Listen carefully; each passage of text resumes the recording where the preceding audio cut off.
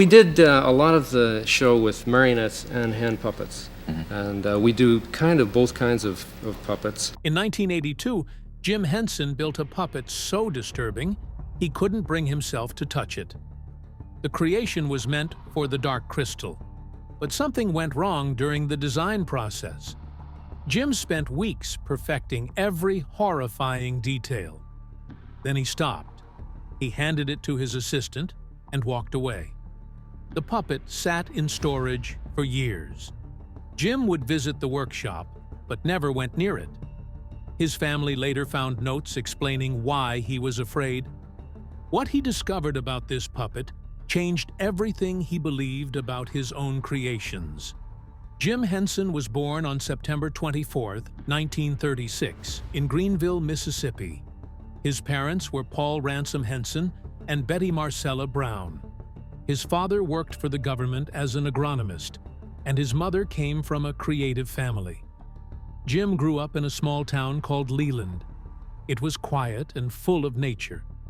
He spent a lot of time watching animals, listening to stories, and imagining new characters. His grandmother was always creating things with her hands, painting, quilting, and sewing, and she passed that creative spirit down to him. Those early days in Mississippi shaped how Jim would later bring puppets to life in a way no one had ever seen before. When Jim was around 11, his family moved to Hyattsville, Maryland, close to Washington, D.C. That move changed everything. One day, they brought home their first television set, and Jim later said it was the biggest moment of his childhood. This new world of moving pictures opened his mind to new ideas. He started dreaming about how puppets could work on screen, not just on a stage. Even though his family followed Christian Science, which shaped how he looked at life, the idea that he refused medical treatment because of his faith isn't true. That story was just a rumor. Moving from the slow pace of Mississippi to the busy suburbs of Maryland also brought new chances. Jim now lived near studios and got closer to the world of television. Jim didn't wait for things to happen. Around the age of 10, he started building his own puppets using whatever he could find. One of his first characters, which later became the early version of Kermit the Frog, was made with parts of a green coat from his mother, 2 halves of a ping-pong ball for eyes, and denim for the sleeve. He didn't use the old wooden style. Instead, he built soft, flexible puppets that could move and show real emotions. He believed a puppet should reflect what a hand can do, and that changed everything. While Jim was still young, he became fascinated with Edgar Bergen, the ventriloquist who worked with dummies like Charlie McCarthy. Bergen's puppets weren't perfect. He moved his lips, but people still believed the characters were real. Jim loved that. He saw how the audience would talk to the puppet like it was a real person and completely forget about the puppeteer. That idea stuck with him. When Edgar Bergen passed away in 1978, Jim spoke at his funeral. He even dedicated the Muppet movie to him. Later, the Bergen family sent Jim a photo that said, "Dear Jim, keep the magic alive." During high school in Maryland, Jim started performing puppets on a local TV show. That was in 1954. He was still just a teenager when he first appeared on television. He didn't use the old setup with stiff puppets on a fixed stage. Instead, he started trying new camera angles and techniques that brought his characters to life in a new way. He looked up to TV puppeteers like Burr Tillstrom and Bill and Cora Baird. In 1955, during his first year at the University of Maryland, Jim got hired by WRC-TV to create a short puppet show called Sam and Friends. It aired twice every night, and just 3 years later, in 1958, he won his first Emmy Award at the age of 21. Jim started college in 1954, thinking he might become a commercial artist. He chose studio art as his major, but he later made a surprising decision. He graduated in 1960 with a degree in home economics. That wasn't common for men at the time, but Jim had a reason. He wanted access to the university's best tools for set and costume design. As a freshman, he even joined a senior puppetry class, where he met Jane Niebel. She would become his creative partner and wife. People who saw him in that class said Jim already seemed like someone who wanted to change the world.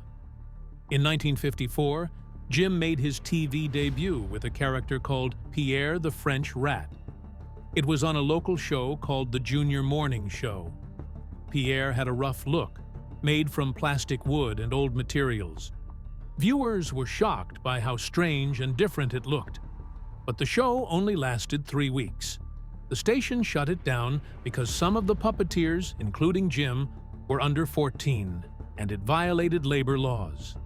Still, Pierre became one of Jim's earliest puppets, and later showed up on Sam and Friends. In 1965, Jim started an animated short film called Alexander the Grape. He worked on it on his 29th birthday, September 24th. He used cutout paper shapes and animated them by hand, frame by frame. He even hired a professional composer to make the music. But Jim never finished the film. He kept trying to make it perfect, and eventually moved on to other things. The footage stayed hidden for decades until it was found in 2009 and pieced together by the Jim Henson Company. It gave fans a glimpse of how serious and creative he was, even in his early years. Back in 1955, Jim's big break came with Sam and Friends. The show ran until 1961 and aired just before the evening news and late-night talk shows. That gave it a huge audience. One of the most memorable things was the early version of Kermit. He made it with his mother's old coat, ping-pong balls, and a cardboard mouth. The show didn't just entertain, it changed puppetry. Jim even watched the performance live on a monitor while filming, something no one had done before. It earned him his first Emmy in 1958, when he was only 21.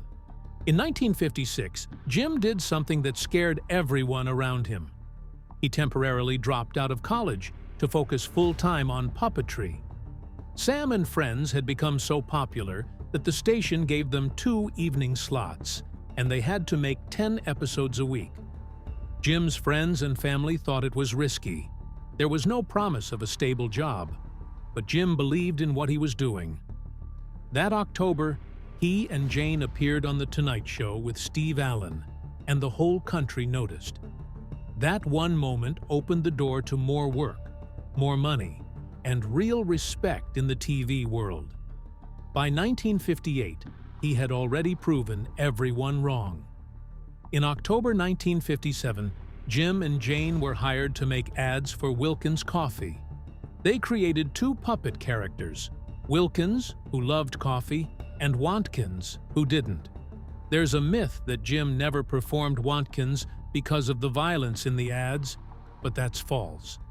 Jim performed both. The first Wilkins puppet was made from brown flannel, with button eyes and a painted mouth. In 1959, they were awarded official patents for both puppets. Between 1957 and 1961, they made 179 ads. Each one lasted only 8 seconds and ended with Wantkins getting violently punished for refusing to drink Wilkins coffee. He got shot, exploded, electrocuted, thrown from buildings, and even tied to electric chairs. These short ads ran in the tiniest time slots, just enough to shock people, make them laugh, and leave a mark. Wilkins Coffee became the talk of Washington. Sales skyrocketed. Jim personally directed the violent scenes. He didn't hold back. One ad showed Wilkins fencing and wiping blood off his sword after stabbing Wantkins. Another showed Wantkins paying more for lunch just because he didn't drink coffee. Some people complained, calling the ads too violent. In response, Jim made a parody ad where Wantkins joins a fake anti-violence league. But no matter what critics said, the ads were never banned. They worked too well. Jim later explained that ads didn't always need a hard sell. Sometimes humor and shock could do more. Other companies started calling. By 1958, Jim was making versions of the violent ads for different brands across the country. La Touraine Coffee, Nash's Coffee, Red Diamond, Community Coffee, and even companies like Standard Oil wanted in. He reused the same scripts, just changing the names. This brought in real money and let Jim chase his bigger dreams. That same year, he sold 25,000 puppets for $1 each, his first real taste of merchandise success. The idea that Jim hated violence is wrong. In fact, he used Wilkins to test darker comedy aimed at adults. This wasn't just about coffee. It was Jim testing whether puppets could work outside of children's shows. Jane performed both characters too, before leaving the puppet world in 1963 to raise their kids. Jim was already imagining a world where puppets could be silly, smart, and a little dangerous all at once. His later shows, like The Muppet Show, grew from these early experiments.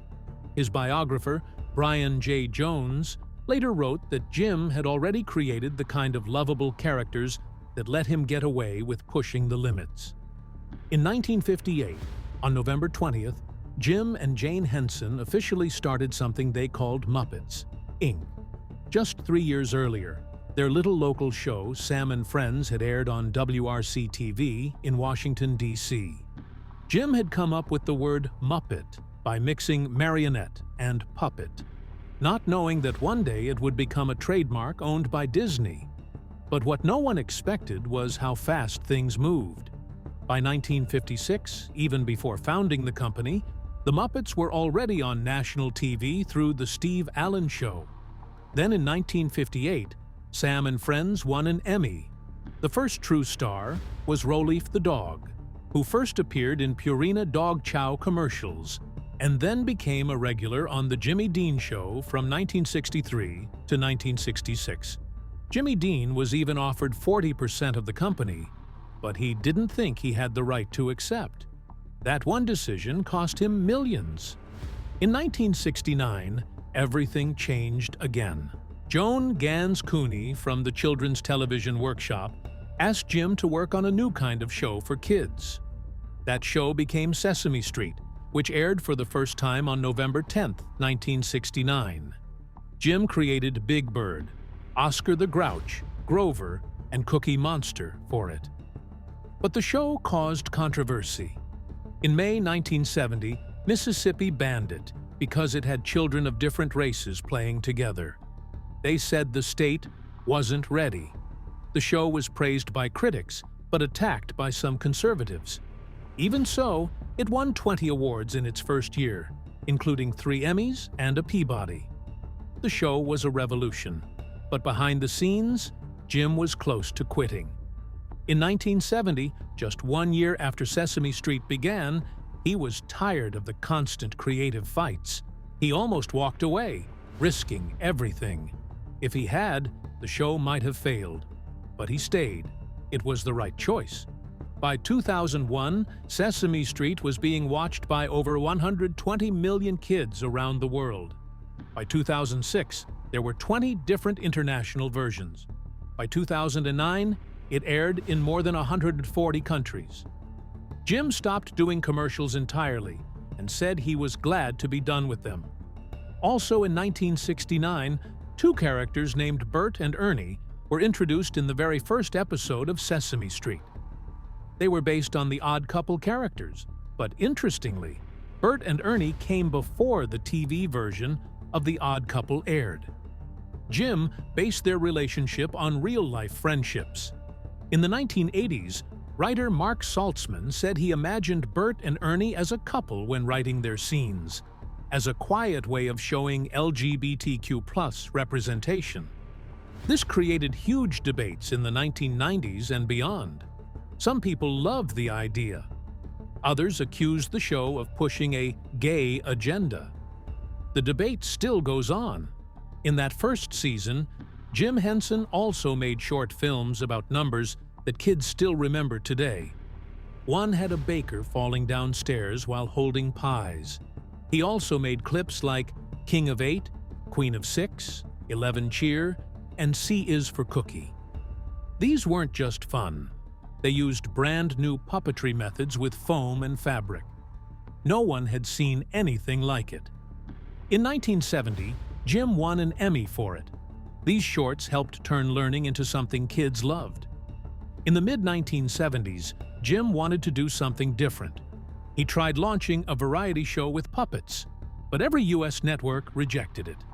First, ABC aired The Muppets Valentine Show in January 1974, but it didn't do well. Then, in 1975, Jim made a second pilot called The Muppet Show, Sex and Violence. The name shocked people, and ABC said no. He pitched a third time, with clips showing stars like Julie Andrews and Cher, but CBS also said no.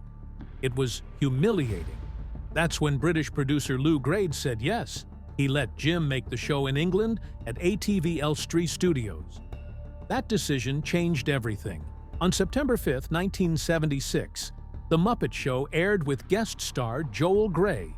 Within 3 years, by 1979, it was on in over 100 countries and watched by 235 million people. Every episode cost $130,000 to make, making it one of the most expensive puppet shows ever. Celebrities like Elton John and Rita Moreno lined up to appear. The show ran for 5 seasons and ended on March 15, 1981, with 120 episodes.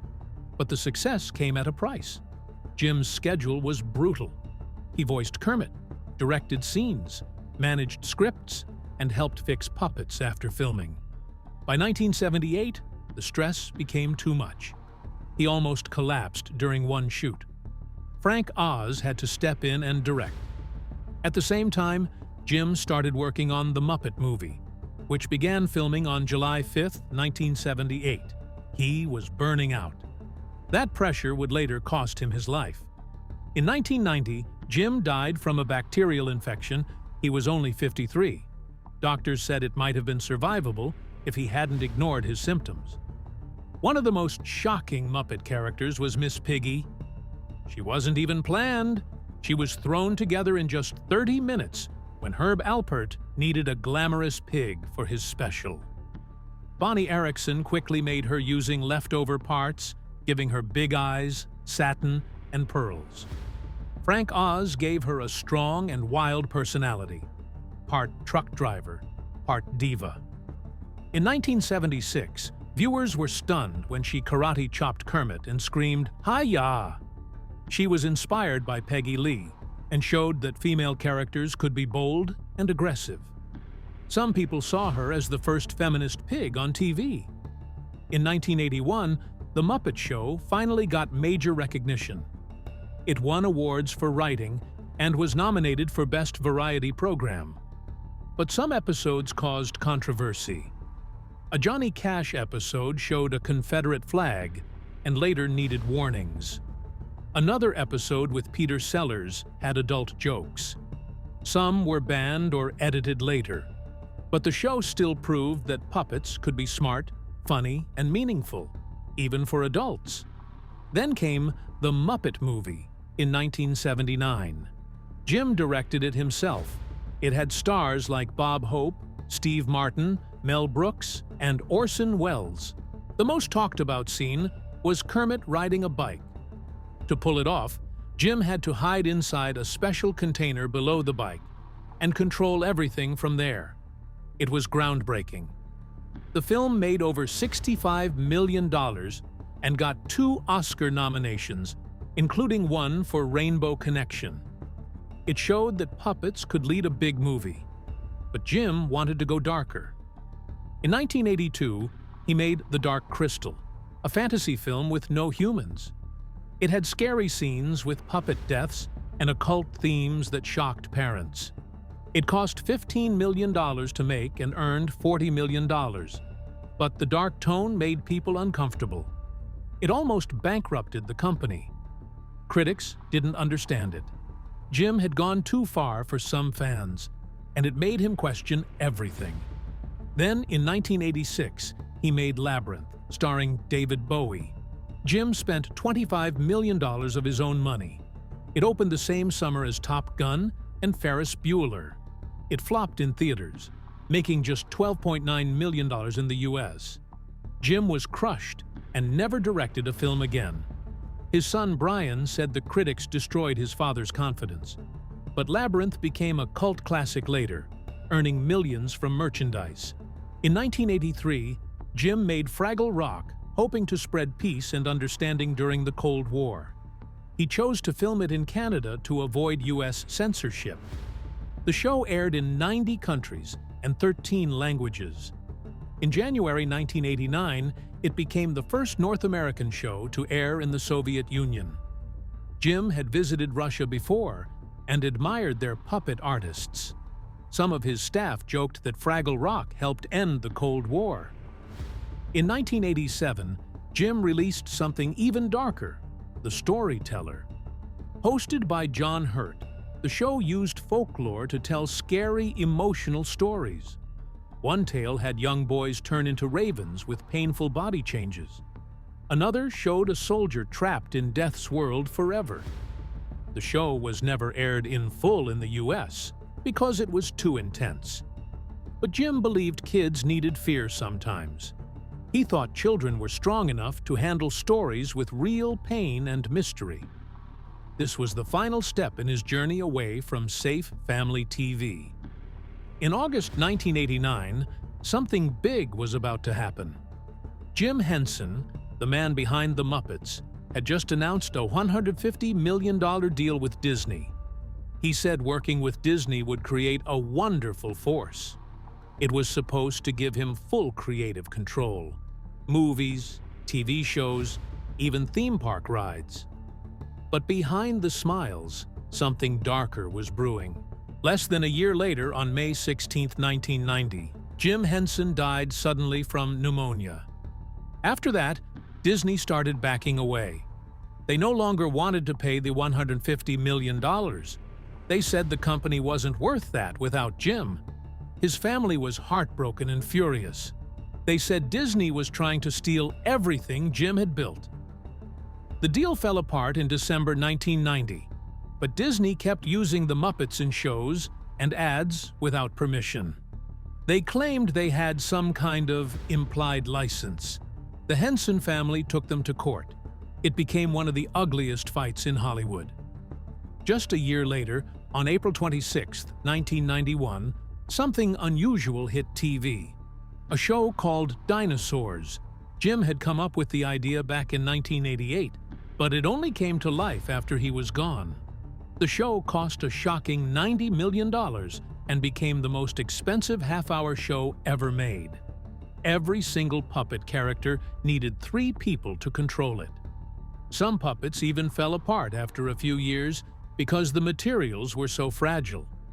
But the biggest surprise was the story. Even though it looked like a kids' show, it was filled with dark warnings about pollution and how humans were destroying the planet. The show only lasted until 1994 because it was just too expensive to keep going. Then came another strange battle. In 1997, Henson Productions discovered someone had copied 2 old puppets Jim and Jane Henson created in the late 1950s, Wilkins and Wilkins, 2 characters used in coffee commercials when they were still in college. They found unauthorized copies being used without permission. These weren't just old puppets. They were some of the very first Muppet-style characters, created even before Kermit. The lawsuit was shocking. It exposed just how cutthroat the puppet world had become, and how even long-forgotten characters were now worth millions. And back in 1991, Disney opened Muppet Vision 3D on May 16th, exactly 1 year after Jim died. It became a massive theme park attraction using live effects, 3D films, smoke, bubbles, and advanced animatronics. It was also the last major project Jim ever directed. He had been working non-stop, juggling this attraction, the Disney deal, and developing Dinosaurs. But all that work came at a price. Jim was completely exhausted. His health was quietly failing, and no one realized it. The very success of the Muppet Vision project became a haunting symbol. It masked the exhaustion that may have helped lead to his death.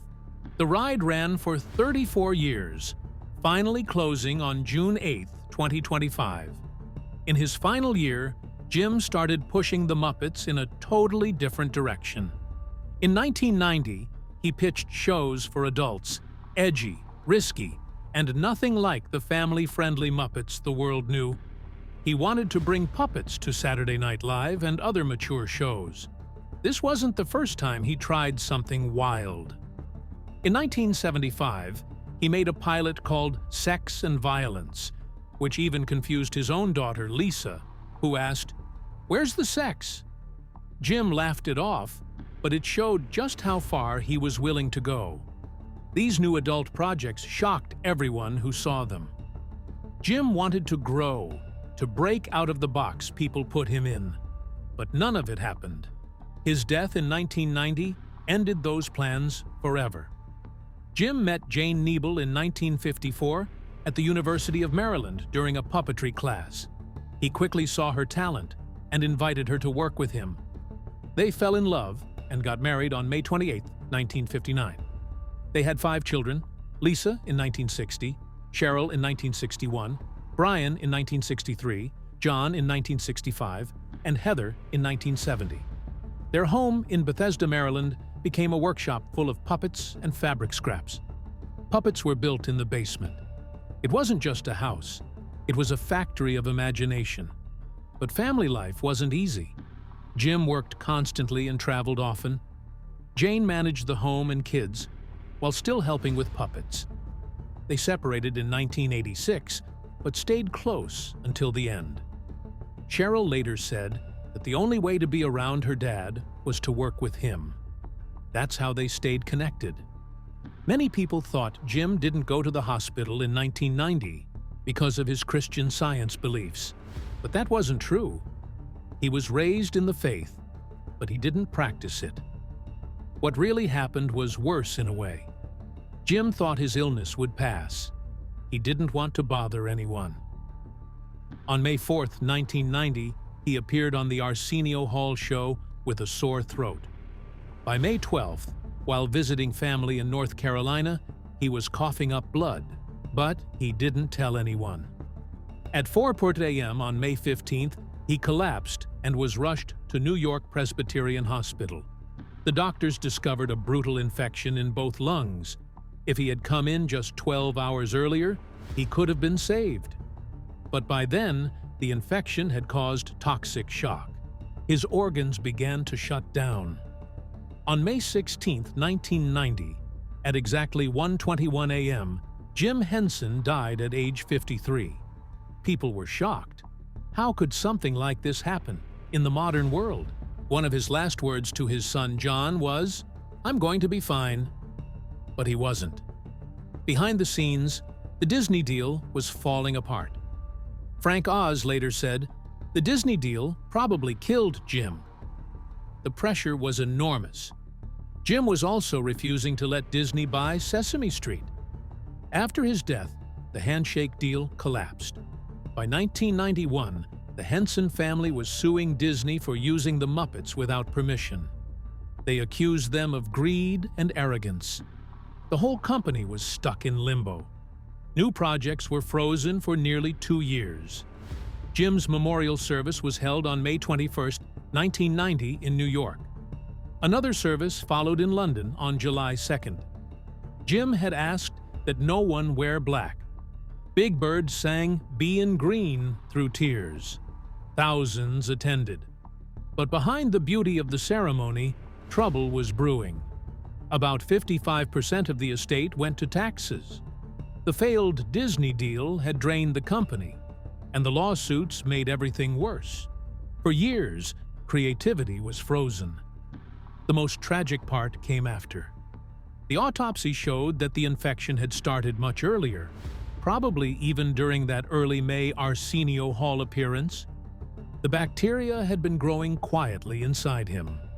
Some people are genetically more vulnerable to this type of infection, and stress can make it worse. Jim had been working too hard for too long. His body couldn't fight anymore. Then came the final twist. In 2004, Disney finally bought the Muppets, but not for $150 million. They paid just $75 million, half the price. People were furious. Critics said it was theft. Fans said Disney ruined the Muppets with endless reboots and cheap spin-offs. Jim had believed Disney would protect his creations. Instead, it felt like everything he built had been sold off for less. In 2024, Ron Howard released a documentary called Jim Henson, Idea Man. It shocked viewers by showing rare footage of Jim's early work. Some scenes were violent. One puppet even shot another in the head during a meat commercial. In another, a monster ate a character alive. Jim later said it was all just part of learning, but it showed that he had always pushed the limits. Since 1982, the Jim Henson Foundation has given over $4.2 million to strange and dark puppet projects. Not for kids, but for adults. They funded shows about death, nightmares, even Mayan myths filled with graphic violence. One play, Symphonie Fantastique, was performed underwater and ran for an entire year in New York. The foundation kept Jim's spirit alive, but not the one the public knew. It showed that Jim Henson had always been more than just the man behind Kermit. He was trying to shake the world with puppets, and in many ways, he still is.